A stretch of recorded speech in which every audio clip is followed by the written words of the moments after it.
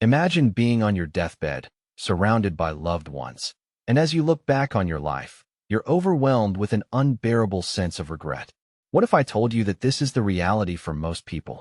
In fact, a study conducted by Carl Pillemer, a professor of human development at Cornell University, found that the most common regret people have at the end of their lives is not spending more time with loved ones, but rather the opportunities they let slip away due to fear, self-doubt, or simply not taking a chance. It's a haunting thought, isn't it?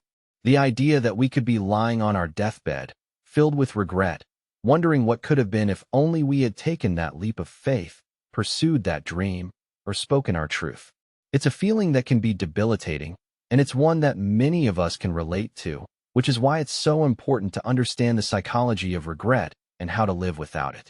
The truth is, regret is a universal human emotion, and it's one that can have a profound impact on our mental health and well-being. Research has shown that people who experience high levels of regret are more likely to suffer from depression, anxiety, and even physical health problems.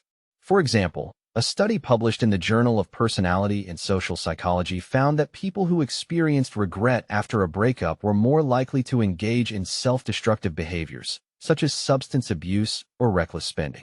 The study, led by Dr. Neil Rose, a professor of marketing at the University of Illinois, found that this was because regret can activate the brain's stress response, releasing hormones like cortisol and adrenaline, which can have a negative impact on our physical and mental health. So, what is it about regret that makes it so toxic, and how can we learn to live without it?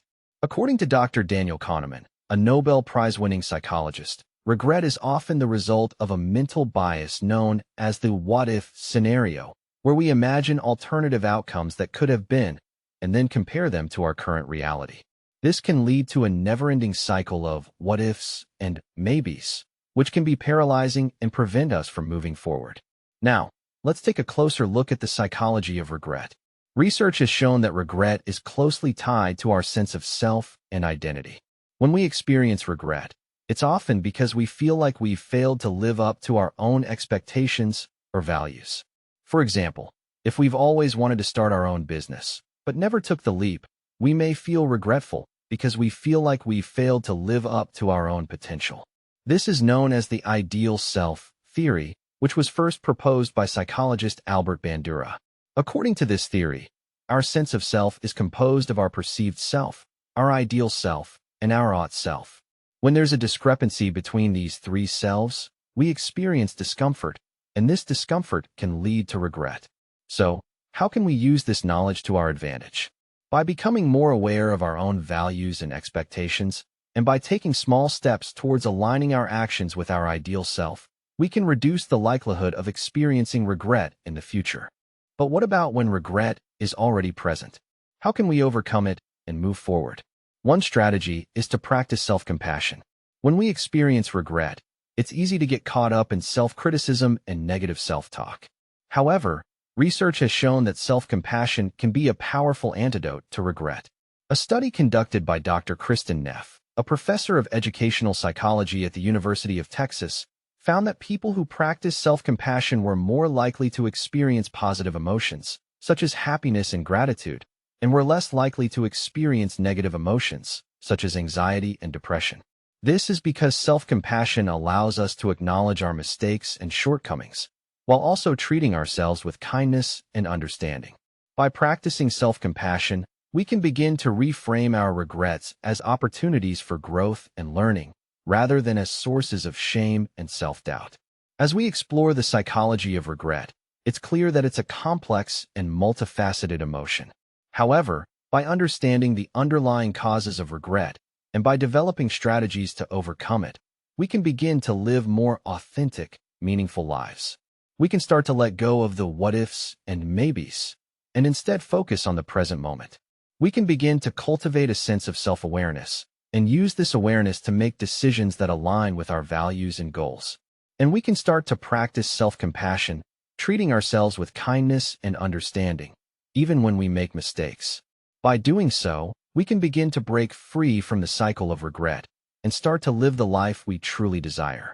But, as we'll explore in the second half of this video, there's still more to consider. And one of the most important factors in overcoming regret is the ability to reframe our past experiences in a more positive light, and to find the lessons and opportunities for growth that are hidden within our regrets. And that's exactly what we'll be discussing next, as we delve deeper into the psychology of regret and explore the strategies for living without it. And one of the key concepts will be exploring is the idea of post-traumatic growth, which refers to the ability to find positive outcomes and growth following a traumatic or challenging experience, and how this concept can be applied to our everyday lives, allowing us to transform our regrets into opportunities for growth and self-improvement. And it's this idea that will allow us to truly stop living with regret and start living the life we've always wanted. As we've explored the psychology of regret, it's become clear that it's a complex and deeply personal emotion, one that can be both a burden and a catalyst for growth.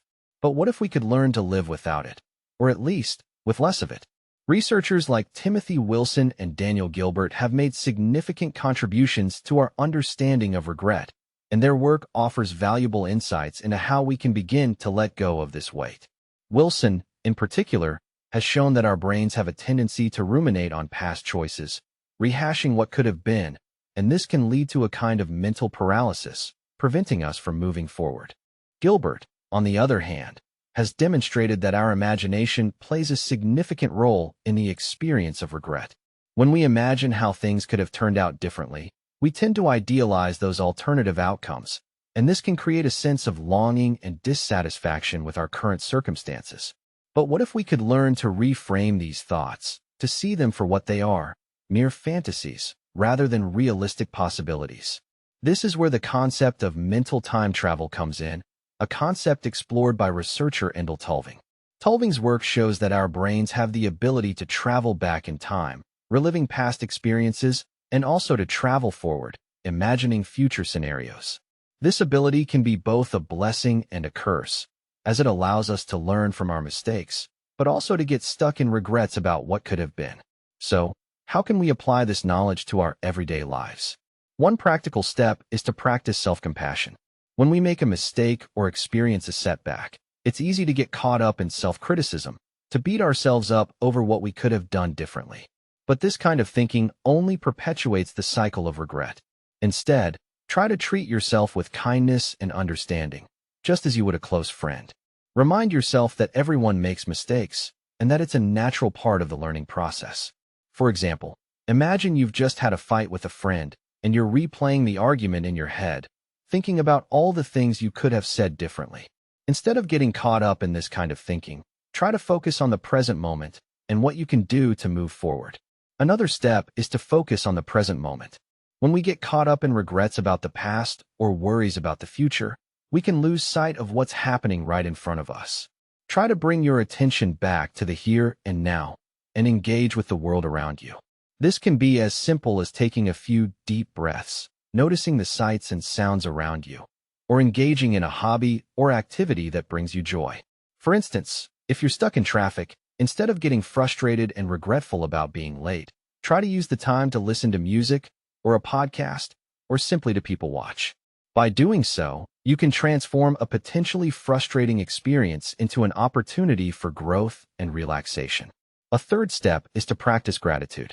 When we focus on what we're thankful for, rather than what's lacking, we can shift our perspective and begin to see the world in a more positive light. Try keeping a gratitude journal or sharing 3 things you're thankful for with a friend or family member each day. This can help to counterbalance the negative thoughts and emotions that can contribute to regret.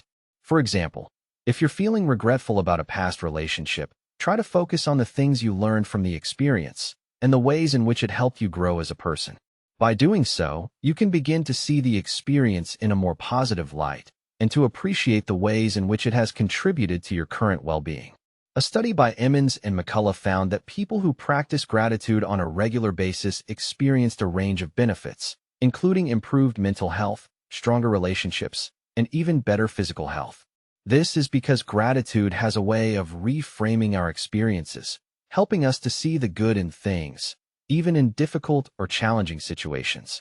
Another study by Lyubomirsky and colleagues found that people who engaged in acts of kindness, such as volunteering or helping others, experienced increased feelings of happiness and well-being. This is because kindness has a way of shifting our focus away from our own problems and regrets and towards the needs and experiences of others.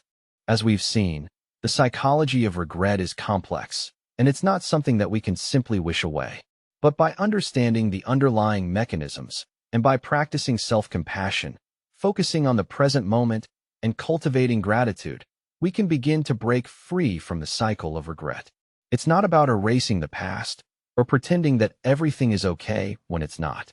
It's about learning to live with the hand we've been dealt and to find ways to move forward, even in the face of uncertainty and adversity.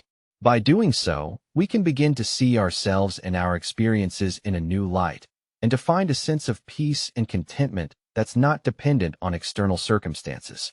In real-life terms, this might mean letting go of a past mistake and instead focusing on what you can do to prevent similar mistakes in the future. It might mean practicing forgiveness, not just towards others, but also towards yourself. Or it might mean taking a risk and trying something new, even if it scares you. Whatever it is, the key is to approach life with a sense of curiosity and openness, rather than getting stuck in regrets about what could have been. By doing so, you can begin to live a life that's more authentic, more meaningful, and more fulfilling. If this helped you see yourself differently, subscribe. I post new psychology insights every single day. And if you want to go even deeper, check the link in the description for Mindset by Carol Dweck. It changed how millions of people think and act.